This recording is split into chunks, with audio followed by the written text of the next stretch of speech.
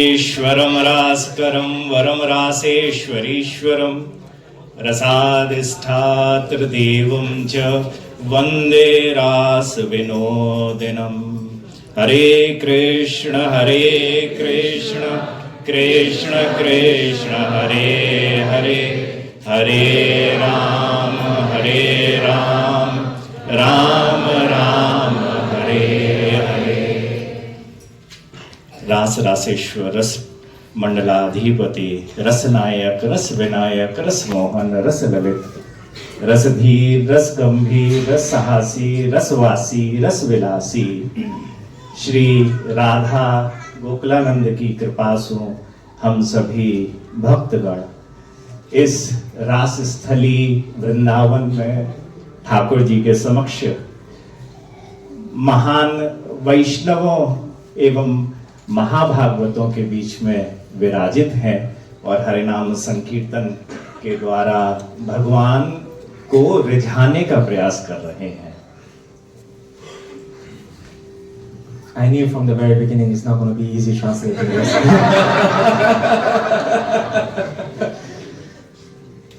Today we are very fortunate.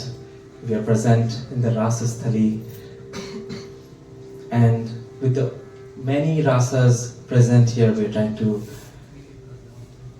attend the mercy of the Lord in all of your presence.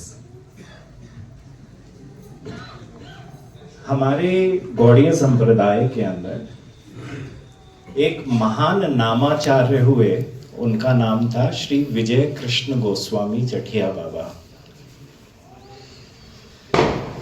थोड़ो थोड़ो ही सही है महाराज।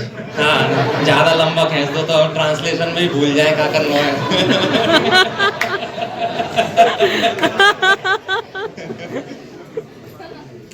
In our Gaudiya Vaishnava Sampradaya, there was a sadhu named Vijay Krishna Goswami Ji Maharaj. Jatiya Baba was a short. वह श्री अद्वैत परंपरा से गोस्वामी थे, गुरु थे। एक बार वह वृंदावन आए। वृंदावन में कुंभ का मेला लगता है, तो उसकी बैठक लगती है यहाँ पर। तो वह यहाँ अपने शिष्यों के संग चलते हुए वृंदावन की तरह से चल रहे थे। Once he came to Vrindavan. In Vrindavan there is a small kumbh that we have in Vrindavan as well. So he came to Vrindavan. In Vrindavan there is a space where the Kumbh Mela happens, and he had an asana there where he sat down there also. He didn't sit down, he was just walking.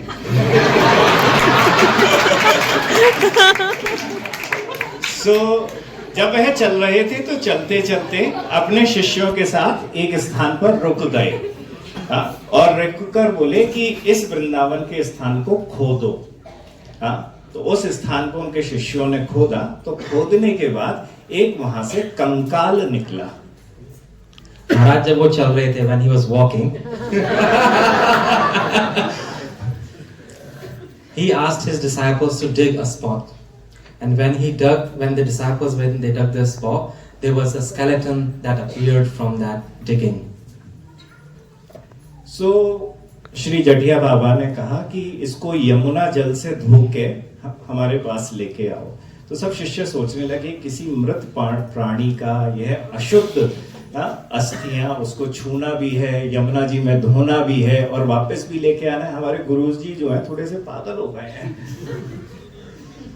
The disciples started thinking when Guru Maharaj asked that why don't you take the skeleton out and wash him and then bathe him and everything. The disciples started thinking our Guru must have gone a little cuckoo, that he's asking such a thing.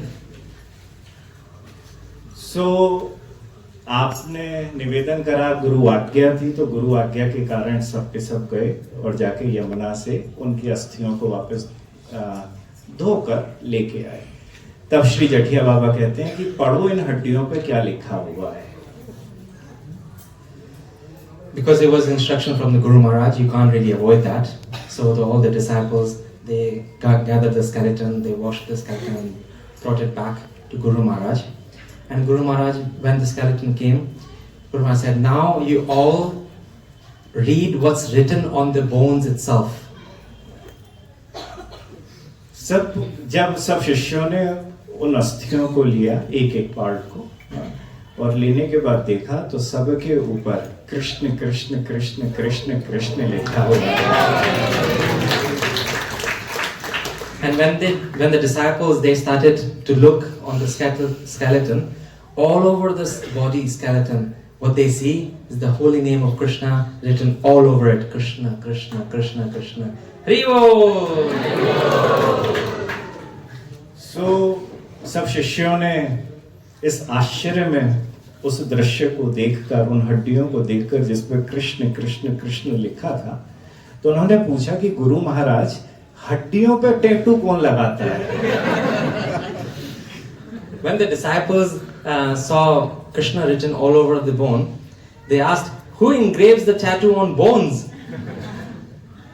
So उस समय पर श्री जठिया बाबा वह बोले कि यह नामधारी या नाम जातक था, और यह ऐसा वैष्णव था जिसके लिए नाम ही सर्वस्व था, एकमात्र जीवन था। Then Guru Maharaj said that he was a Nam Jatak, Namdhari. For him, the holy name was everything.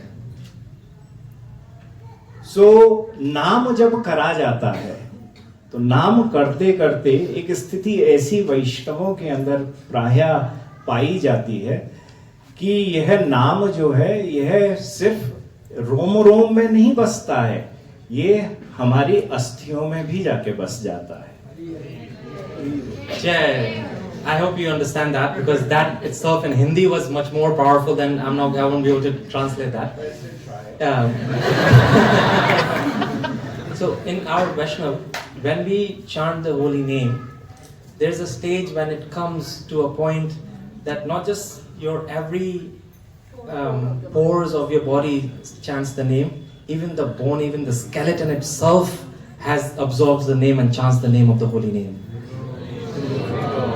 और इसी वजह से वैष्णवी एक पक्ष है कि आप देखते हैं कि भगवान शिव जो हैं वो एशेस लगाए हुए रहते हैं अपने शरीर पर। तो वो एशेस किसी दूसरे कारण से नहीं लगा रहे हैं, वो जो नाम की कृपा के कारण रोम रोम पे जो नाम अंकित हो चुका है, उसको जो अनाधिकारी हैं, जिनको नहीं दर्शन कराने हैं, उनसे छुपाने के लिए वो एशेस लगाते हैं। Great Vaishnav Lord Shiva also, we have seen he put skeleton, ashes all over his body. Why he does that is not because he just wants to do it, it's because every cell of his body has the holy name on it. So he wants, for people who does not understand that and would commit an offense, to hide that from people who don't understand, he covers himself with ashes. और ठीक उसी प्रकार से भगवान के अनन्य भक्त हनुमान भी सिंदूर लगाते हुए उस हरे नाम को छुपा लेते हैं अनाधिकारी भक्तों से। Similarly, Lord Hanuman, you must have seen, he covers himself with sindoor. The only reason he does that, again, to cover his body with the name that he has is all over his body. So आप हम सबके परम पूजनीय श्री सच्चिदानंद स्वामी जी महाराज, राधिका दास जी एवं समस्त कीर्तनियाओं के संग विराजित हैं। मैं श्री राधा गोकुलानंद के चरणों में यही बारंबार प्रार्थना करूं कि आपके हृदयों में, आपके रोम रोम में और आपकी अस्थियों में भी वह नाम इस प्रकार से बस जाए कि आप भी चले जाओ, उसके बाद भी आपकी अस्थियों पे वह राम राम कृष्ण कृष्ण बोलता ही रहे।